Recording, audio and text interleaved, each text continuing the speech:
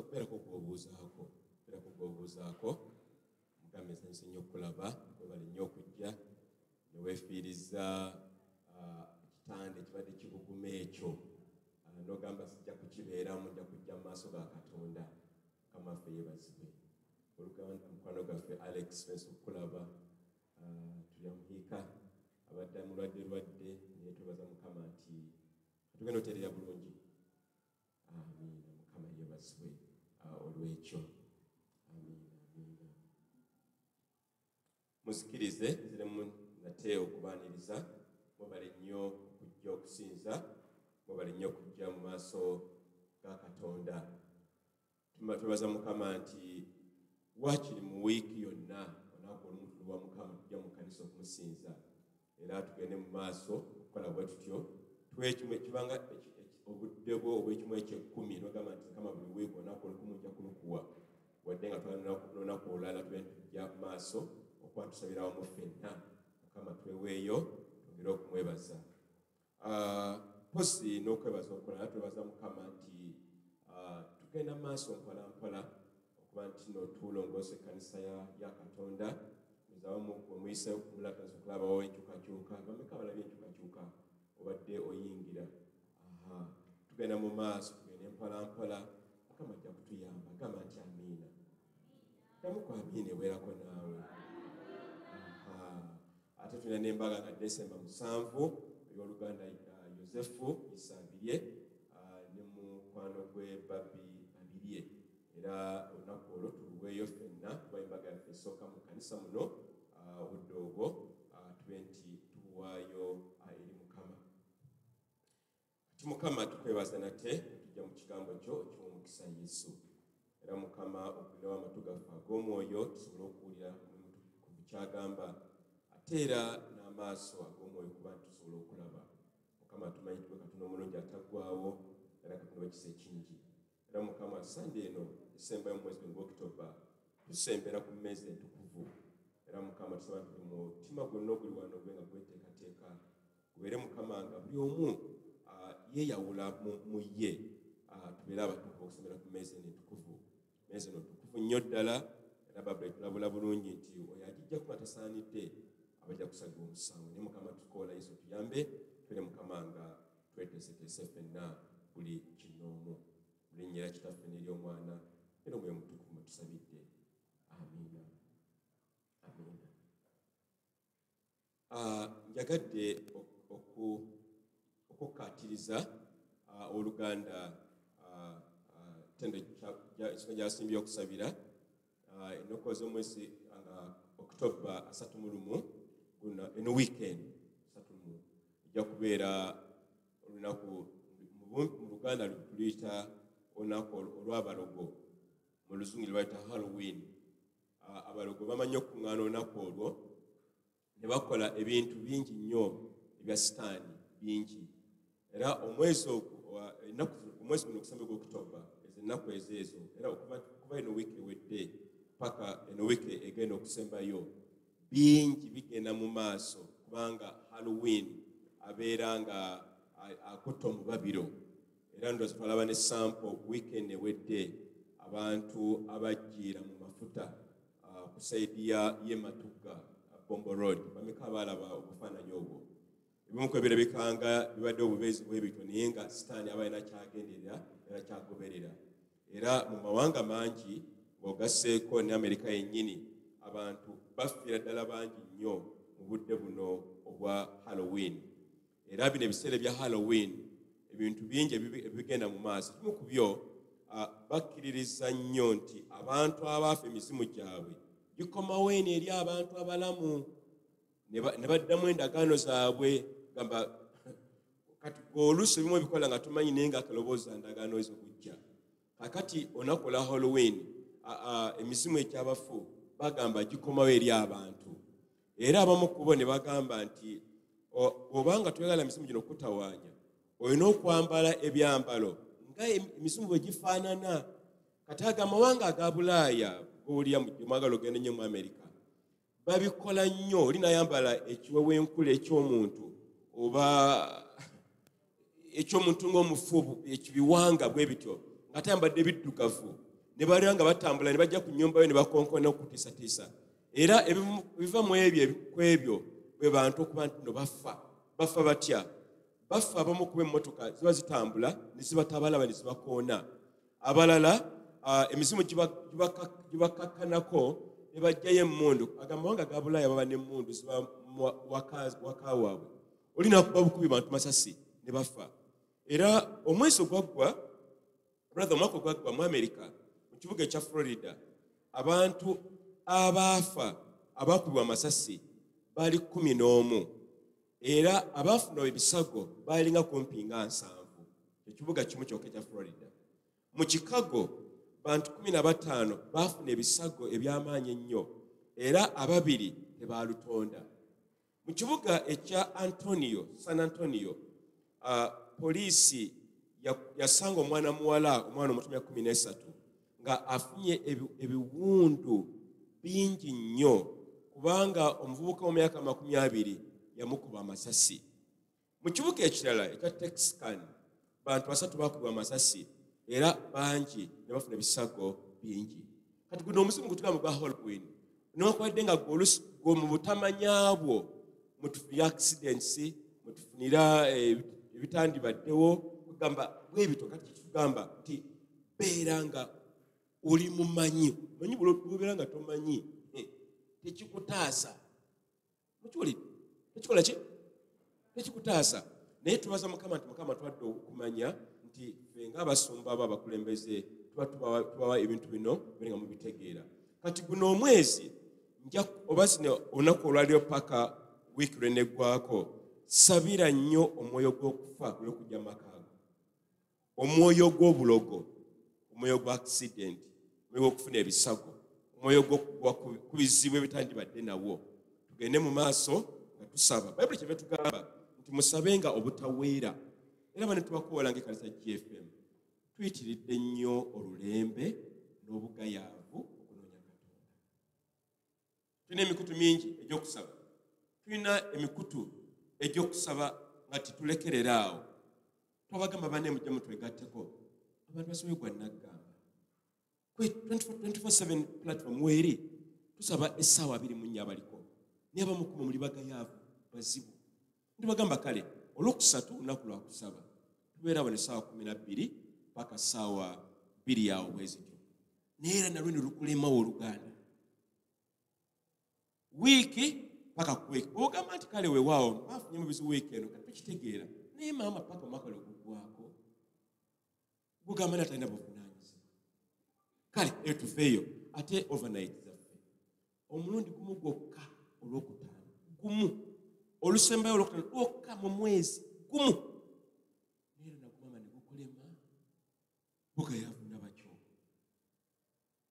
ate weewuunye nti bo abatali bakkiriza bo beewaayo okimanyi kuno omutamiivu abeera mu bbaala ssaawa 24 si lwakusatu lwokka oba olwokutaano lwokka olw'omwezi ssaawa 24 wigenda otuuke mu bbaala kati batuuse mu bbaala tulya akulinaanyi mugambe bbaala yo wamugamba tebatuuse kaakano mubuuzi olabe tebatuuse abatamiivu ate abalogo olwoza beebase tubeera mu tulo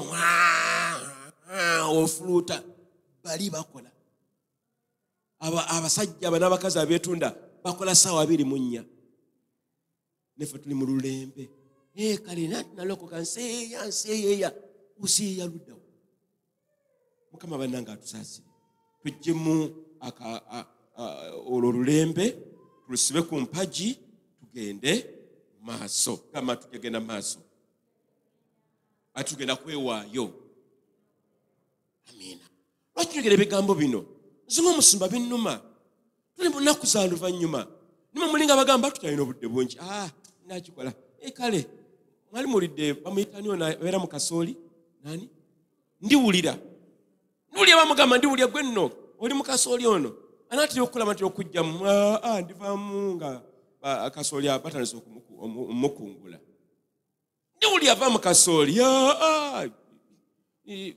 bwali banga batandise okunoga bweti omunwe ndiwulira ne banoga omunwe tamanje kugenda mu sefuliya ndi uli ava mu kasooliya bagenda kusaanika bana mali okusaanika nga nkyali wano nga yeerabidde banaamala omusaanika ne bamusaanika ne bamuteekamu amazzi ne bakola batya ne basente sefuliya ku muliro amanja kuvaamu nga tebunaba kutokota.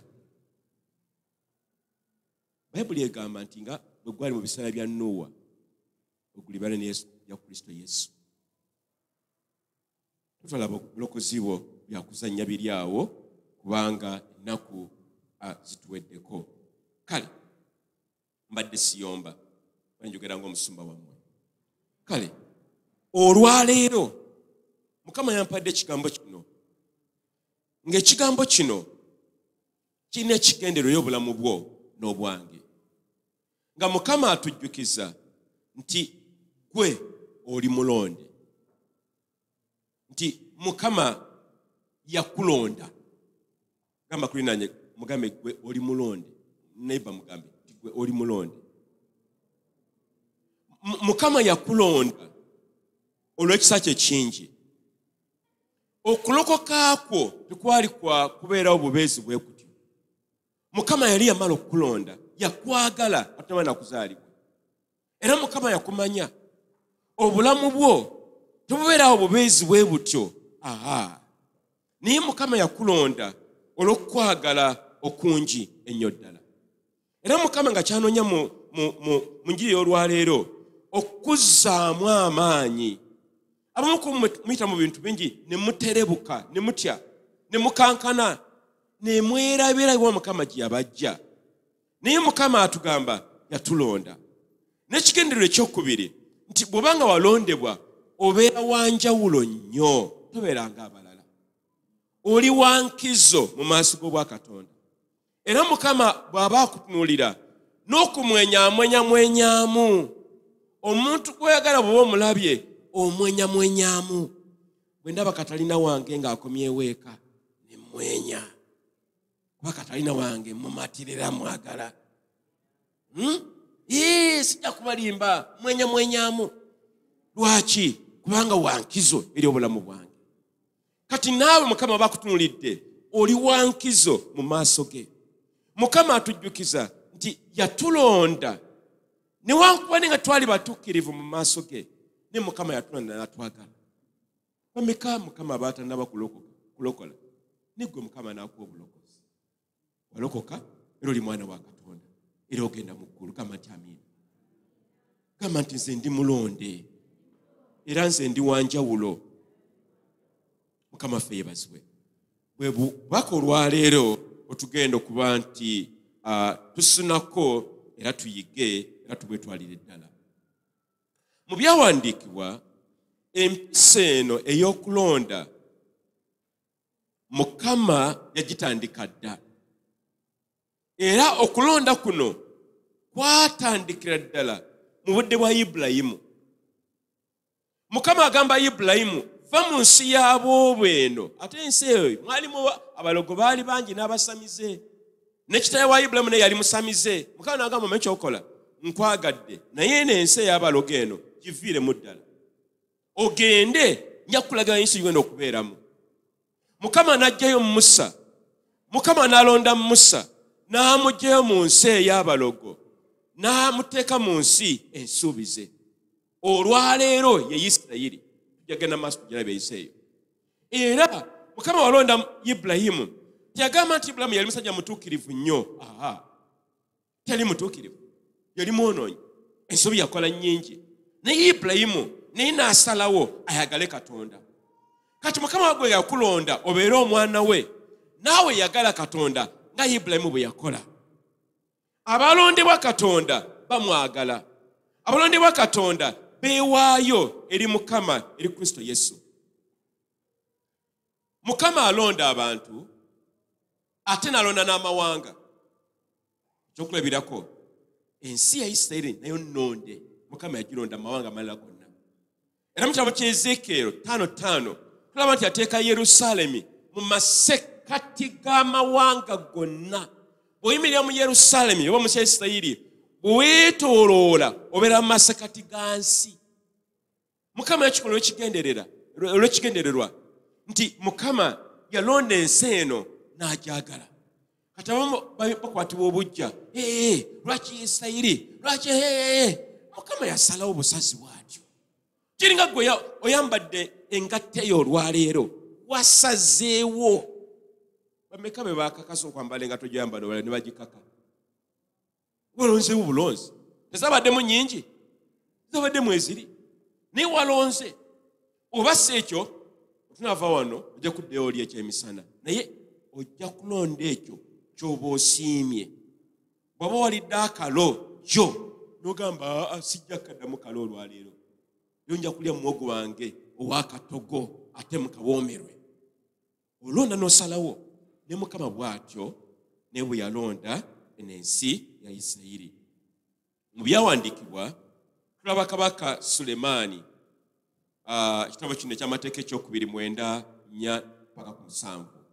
Kabaka Sulemaani aba awaayo yeekaalu mu maaso ga Katonda, n'agamba nti lirina eggwanga eddonde, agambye eggwanga lya Isirayiri. Era essula 14 Mukama n'agamba bw'ati nti mwe muli bantu batukuvu eri Katonda wammwe. Era Katonda yabalonda okubeera abantu be era abantu ab'omugaso ennyo gy'ali mu mawanga gonna ag'ensi eno. Watu yagamba ng'alonda ekkanisa ng'alonda eggwanga lya Isirayiri. Isaaya 45:4 Bayibuli egamba nti ku lw'omwagala wange Yakobo ne Isirayiri wange gwe nalonda. Bigambo bya nkizo nnyo. N'agamba ku lw'omuzaana wange ono Yakobo ne Isirayiri naye gwe nakola ki? Gwe nalonda. Omuntu aba akuyise ku mbaga ye aba akulonze. Bakweta ku mukolo gwe wange jangu tubeere wamu ffenna aba akulonze. Nga tukyali bato twasambanga omupiira nga nkyali mu primary school. Nali Busaawo la primary school eri ku Ntebe Road. Kakati mu ssomero lyaffe nga n'omuvuka bali muyita Kadambi. Kadambi yali akuba omupiira nga akusala naawe ne weetooloola. Era ng'alina entumba eringa nga ccupa ya bbiya. Eccupa ya bbiya manyi weefaanana? Entumba ye nkalubo ddala naye ng'asala. Kakati nga tumanyi okujja break time ng'etuuse okusamba omupiira mumena musimbe layini, yali mukulu ku ffe. Nga musimba layini kati nga afunayo omuntu omulala ku sayidi emu ng'agamba katulonde. Ne balonda ono, ne balonda ono, ne balonda ono. Ani yajjukira obuntu obwo nga tutali mu ssomero? Akujozi musimba gyose okyajjukira obuntu obwo. Ojjukira bulungi. Nondidde eri. Kakati obuzibu bwatuukanga. Nze nali mulungi, nali nkuba akapiira kange era nkyakayina butu zange kyali waaka, kyakazannya bulungi. Waliwo abavubuka bambi nga bo basamba naye nga bali babulamu. Kakati abo nga buli omu tayagala kubatwala. Kati nga babeeraawo era oluusi bambi nga bafikira mu ttiimu nga tebafunye bagenda kusamba. Lwaki? Kadambi ne mukwano ge tebabalonze eyo. Kati ne babeera nga baswala buswazi era baatuka ekiseera omupiira ne bagwenenya ng'enkoko bwe yenenya ekyeggulo ne bakita. Kikyeŋŋamba nti balondanga bulonzi. Naye weewuunye gwe Mukama naawe yakulonda n'akufuula omwana wa Katonda n'akufuula ekyo ky'olina okubeera obeere nti Katonda ye Katonda wo ate naawe obeere omuddu we, omwana we oba omuzaana we. Tugende mu kitabo kya Peetero ekisooka tugenda okusoma bikola Bayibuli yo. Oluganda mugambe gyo Bayibuli yo. Abamu ku ffe Bayibuli bwe tuba nazo tuzeerabira twazende Bayibuli. Naye bamubuuze Bayibuli ye eri ludda totya kumubuuza. Nze mugambe nze abuuzizza musimba abuuza Bayibuli yo eri ludda wa? Alex, Bayibuli yaffe eriwa? Eri mu ngalo. Weri awo? Uncle Steven, omanyi wakuli mabega Bayibuli mubuuze Bayibuli eri ludda. Bayibuli ziri ludda. Naye abooluganda. Paulo, Bayibuli yo ogina? Elijah, eri ku simu. Ko yalemera. banange bintu tuli byakuzenya tambulanga ne Bayibuli yo. Teri mulimi agenda kulima wano Aunt Sarah alima wali wammanga oluusi alima wano waggulu simulabanga nga azze okulima nga talina nkumbi tayinza kulimisa mannyo ge wadde emikono oyinza okukola emuddo naye nga wetaaga enkumbi banange kino twalukizaamu amaanyi ene ekkanisa tulina okubeera nga tuyigirizibwa bulungi niwe oba tumanyi kusoma beera ne Bayibuli yo ate ne batamanyi kusoma tujja tugenda kukola puroguramu yaffe muyige okusoma n'okuwandiika. Amiina. Kale tugende oli mulonde Bayibuli tuwegambye. Bayibuli egambye bweti mu kitabo kya Petero ekisooka nga bwe yasooka okutegeera Katonda kitaffe mu kutukuza kw'omwoyo olw'okugonda n'okumansirwako omusaayi gwa Kristo Yesu ekisa n'emirembe biyongere gye muli. Yewe genda maaso genda ku olw'omusanvu 7 okugezesebwa kw'okukkiriza kwammwe okusinga omuwendo zaabu eggwaawo newankubadde ng'egezesebwa mu muliro kulyoke kulabike okuleeta ettendo n'ekitiibwa n'okugulumizibwa Yesu Kristo bw'alirabikibwa. Genda maaso. Gwe mwagala nga temunnaba kumulaba, gwe mutalaba kaakano naye mumukkiriza ne mujaguza essanyu eritayogerekeka eririna ekitiibwa. Bayibuli kyeva egamba nti nga muweebwa ebyawa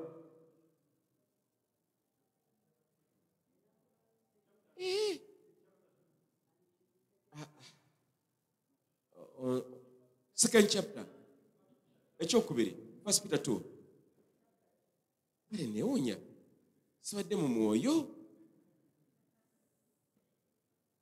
2 Peter 1 Peter rather chapter 2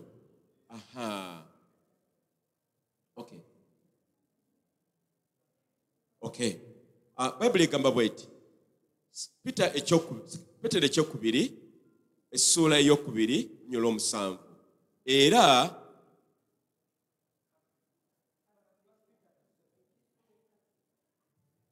n'enjiri egaana tennaba kugaana. Hallelujah.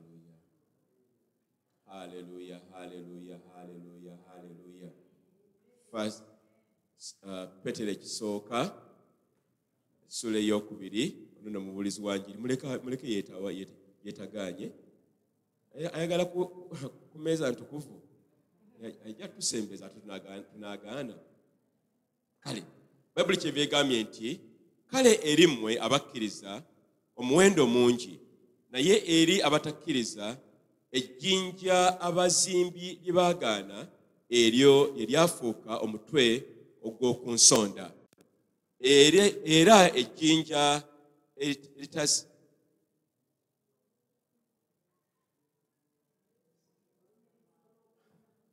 era olwazi olusuula kubanga beesittala ku kigambo nga tebagonda era kubateekerwateekerwako.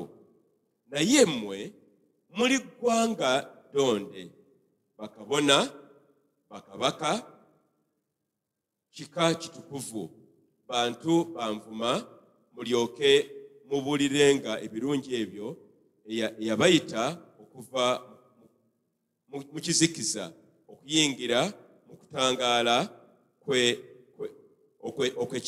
mu kitangaala okw'ekitalo. Bayibuli egambye nti mwe muli ggwanga ddonde. Ani awandiika? Petero awandikira abakkiriza mu biseera byali alimu n'abagamba mmwe muli awo bwe mutyo mulowooza temuliimu kantu naye amazima gali nti muli ggwanga ddonde, ng'agamba abakkiriza obudde bwe. Era gwe nange yakkiriza Kristo Yesu tubeera balonde mu maaso g'obwa Katonda. Mukama yatulonda sigamba twali batuukirivu okusinga abalala naye olw'okwagala kw'obwa Katonda Mukama yatulonda tubeere abantu be. Kiringa ng'omwami n'omukyala nga bagala okufumbirwa wadde ng'omukyala aba alonze omusajja ono tabeera nti eba yatuukirira talinaako kamogo nga baganda bwe bagamba aba akayina naye mu mutima gwe bagamba ono omusajja ono yajja okubeera omwami wange tukole amaka tuweereze Katonda. Naye Mukama wattu yatulonda gwe nange okubeera abaana be n'okubeera abantu be. Okulondebwa kuno Mukama yakikola sigamba nti waaliwo kino oba ne kiri naye Katonda olw'okwagala kwe Mukama yatulonda. Abefeso essula esooka tugendeeyo olunya olwokusatu paka ku lwokuna lugamba bwe luti nti aweebwe omukisa oyo Katonda waffe owa kitaffe era owa Yesu Kristo oyo atuwadde emikisa egy'omwoyo mu bwakabaka ne mu bifo ebyo bwa Katonda nga ye bwe yatulonda mu ye nga ensi tennaba kubaawo tulina okubeera abatukuvu nga tulinaako kamogo kuba mu maaso ge era mu kwagala okungi. Mukama yatulonda nga n'ensi tennaba kubeerawo. Buuza akulinaanye ensi yatandika ddi? Yani agimanyi yatandikira.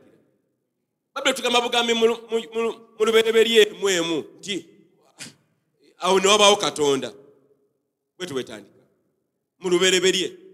Naye Mukama atugamba nti yatulonda nga n'ensi tennaba kubeerawo. Ekitegeeza maama ye tannaba kuzaala n'ekitaawo nga tannaba kubeerawo. Mukama yali waali nga Mukama yali yakumanya.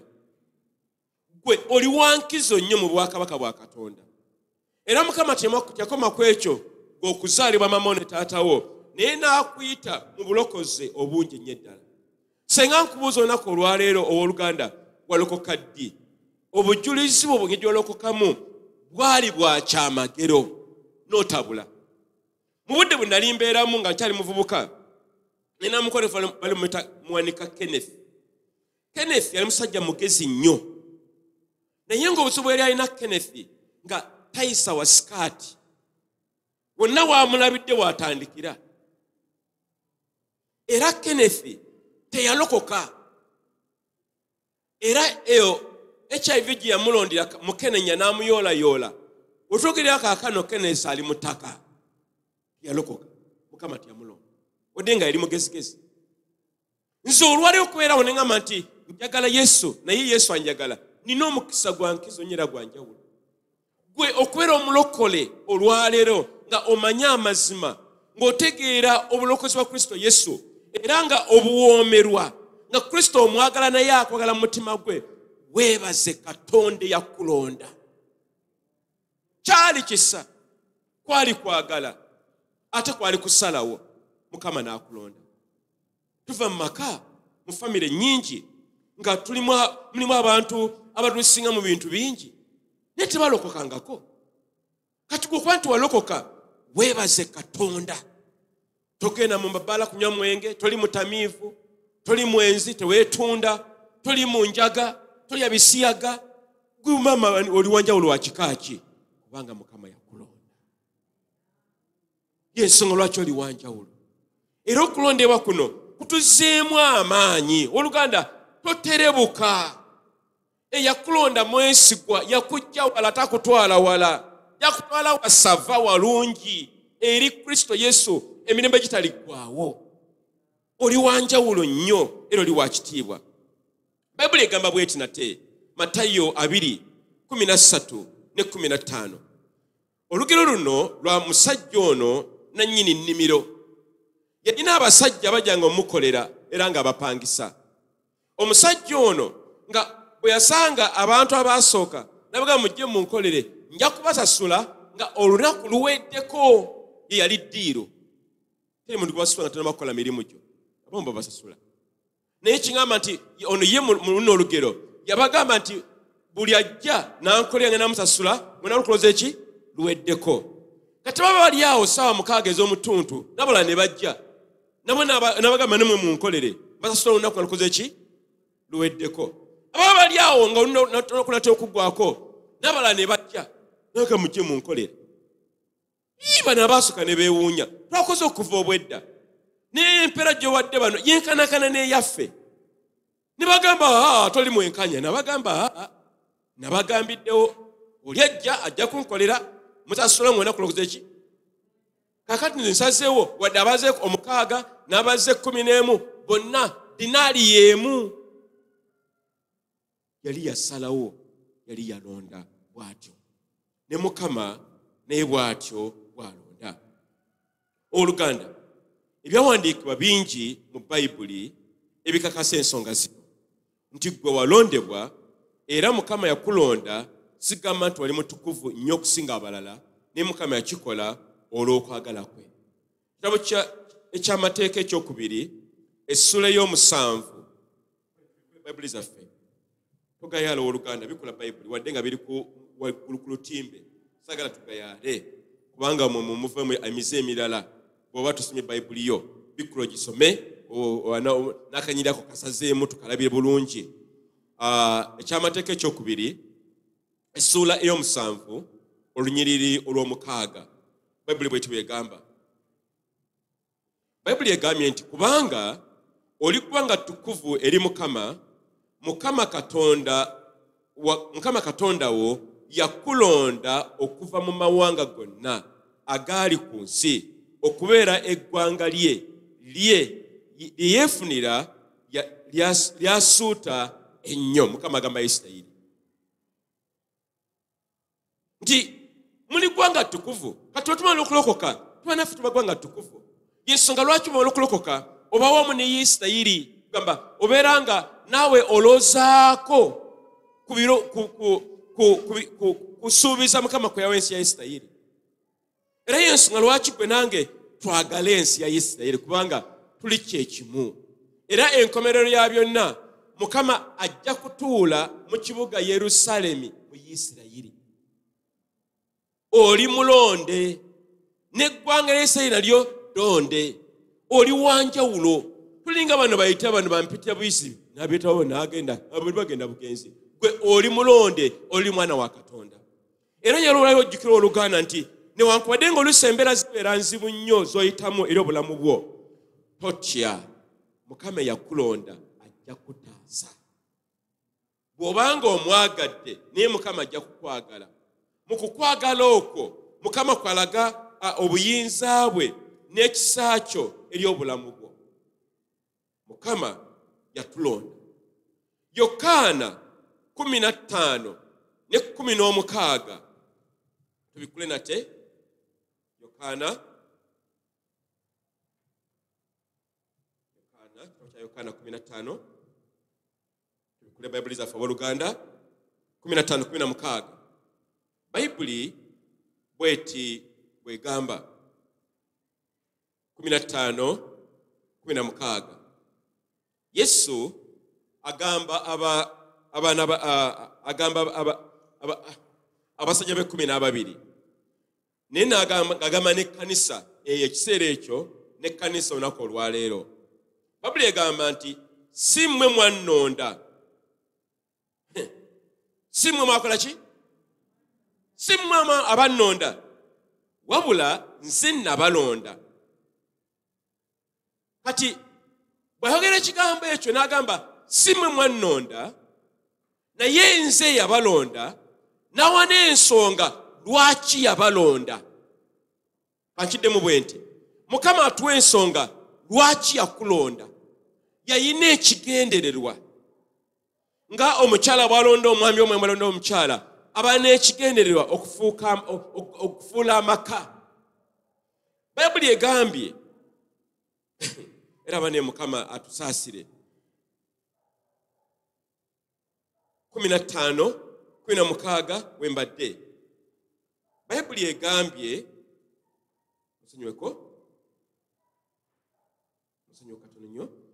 egambye nti si mmwe mwannonda wabula nze nabalonda mulyoke mubale ebibala, ate ebibala eby'olubeerera. Olwo buli kye munaasabanga Kitange mu linnya lyange anaakibawanga. Mukama agambye yabalonda nga kyanoonya si kubeera okwantu walonzebwa bulondebwa naye Bayibuli egambye nti mukole ki tugenda funa wamu mugende mukole ki muddemu mutya tukole tutya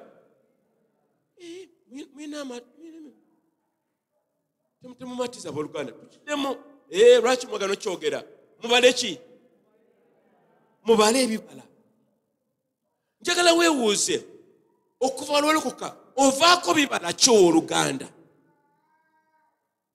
oyina ebibala oba muti mukalu gulyawo gutyo jjukira Bayibuli eri tugamba bulungi nti embazzi eri ku kikolo na buli muti ogutavaako bibala embazzi teri wala nnyo. Mukama yatulonda tuveeko ebibala. Mu mubiri gwa Kristo gwe ovaako kibala ki? Era Mukama bw'aba anoga akunogako kiggwe. Mukama yatulonda kirungi naye alina ekigendererwa tuveeko ebibala. Era Mukama atukoola tubeere abakazi n'abasajja abavaako ebibala. Twali wano ku Lwokutaano tulina ekyoto ky'aba abaweereza wano mu kkanisa abatulya ddala wano nga owooluganda Yosefu yali agabana wamu naffe ekigambo ekyo kyavaayo mu Luka 11 nga Mukama agamba nti na buli muti ogutavaako bibala embazzi egenda gutema wansi.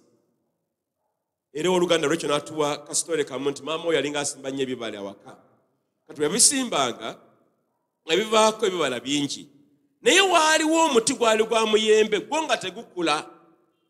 Mwaka na mwaka n'aguyonja n'aguyiwako amazzi n'agulabirira n'akola kimulatako ne kalimbwe w'enkoko gufune ku bigimusa.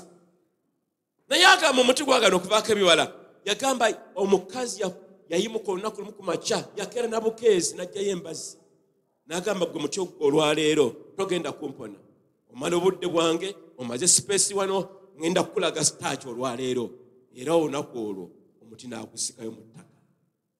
Owooluganda Mukama yakulonda naye ovaako bibala ki? Oba tovaako bibala embazzi teri wala. Toyinza kugamba nti buli kiseera tolina budde oba tolina kino tolina kiri weekwasa kano ne kali n'obuukabuuka onobuuka paka ddi? Ye maama Mukama gwobuusabuusa ogamba ye talaba talina maaso eyakuwa amaaso ogamba ye talaba. GFM Church Mukama yatulonda naye tuveeko ebibala.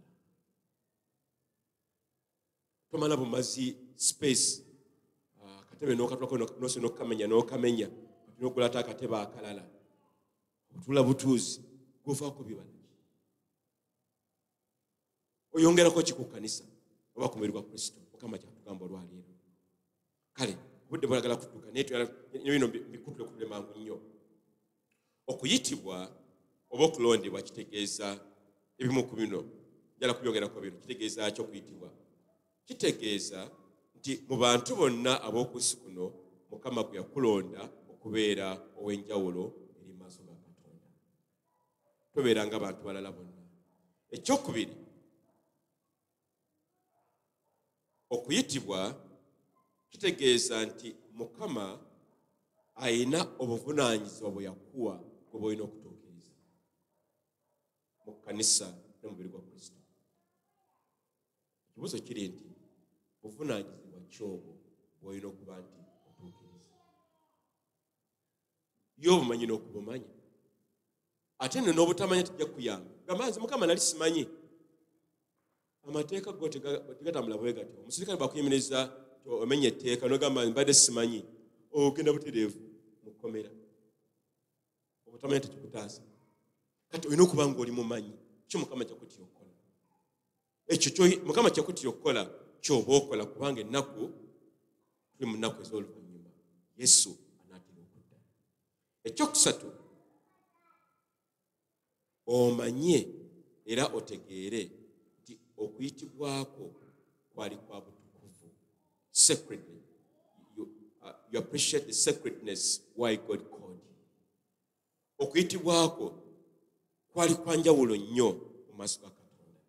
Era Mukama akusuubira nti kubanga kwali kwa nkizo nnyo naawe obeere nti okutwala nti kya njawulo nnyo eri obulamu bwo. n'ekyokuna nti kuba Mukama yakulonda tagenda kwefuukira gamba nti amiina. Sitaani yakola ebyo. Mukama bye yalonda tabeefuukira era tabavaamu. Newankubadde nga osanga oyise mu mbeera nzibu nnyo ennaku zino, ensangi zino, Mukama tagenda kulekerera. Oli mu bulwadde, olina amabanja, olina ebikutawaanya, olina ebintu nga bizito eri obulamu bwo. Biki ebyo ebikutawaanya mu bulamu bwo? Mukama atugamba nti ye tajja kutulekerera. Era n'ekyokutaano, abo Mukama be yalonda balina okuyaayaana okumuweereza, kubanga mu kumuweereza y'engeri yokka gitusobola okusasula Mukama n'okumwebaza. Tujjaga Mukama jamuwayo omutwalo. Mukama yina nnyini zaabu ne sifeeza. Onoomuwaaki omusalire akaliga, akaliga kanamuya kayinza omuyamba, naye tetusobola okuwa Mukama okumuweereza. Wenjagala okubuulizaawo, Mukama omuweereza otya? Era ngeri ki Mukama z'omuweerezaamu? Mukama atukoola abooluganda nti mu kuyitibwa kwaffe ne mu kulondebwa tubeere abaweereza Mukama. Waliwo ekyawandiikibwa kiri mu bikola by'abatume nga kikolera ku Dawudi. Babuli egamba nti Dawudi bwe yamala okuweereza ab'emirembe gye, his generation, yafa era n'aziikibwa. Amaze okuweereza ab'omulembe gwe, his generation. Okimanyi nti nno bw'olemera okuweereza mu mulembe gwo oba okoze loosi. Bw'onomala okaddiwa ogenda kuweereza otya? Ng'okwotakwota mu mpeeyo ku mazzi abooluganda. Obudde bw'okuweereza Mukama bwe buno. Batukyalina amaanyi, batukyasobola okwewaayo. Nze nsazeewo obulamu bwange bwonna bwe Katonda. Era nga bwe nabagamba Mukama yatujja, alina ebitonde byatukolamu nga byali birungi, Mukama gye yatusika gy'omuweereza. Kaakano tuli wano. Era bwe tubeera wano tuwaayo buli kamu konna eri obulamu bwaffe. Era wano tuli bakeeze fenna abakolera wano mu yeekaalu ya Katonda. Tuweereza Mukama paka 11, 12, saawa emu oluusi ne saawa ebbiri tuyingira. Tuli mu kuweereza. Tukyalira abalwadde, tusabira abalina ebizibu. Tugenda mbali mu makomera ne tubabuuzaako ne tuvaayo ne tukomawo. Ne tubuulira enjiri. Ate nze ndina musomesa mu Bible school. Mpeereza nina obuntu bwe nkola bungi obwo. Kiki ngamba nti singa sikikola kaakati kati. Namala okaddiwa n'abangana bonna banfudde. Ndi mu ssanduuku mpeddemu. Mukama atembe bannange obulamu waffe tubuweereze, tube Mukama tuweereze Katonda. Njagala kuba nga afundikira kuba budde bugenze.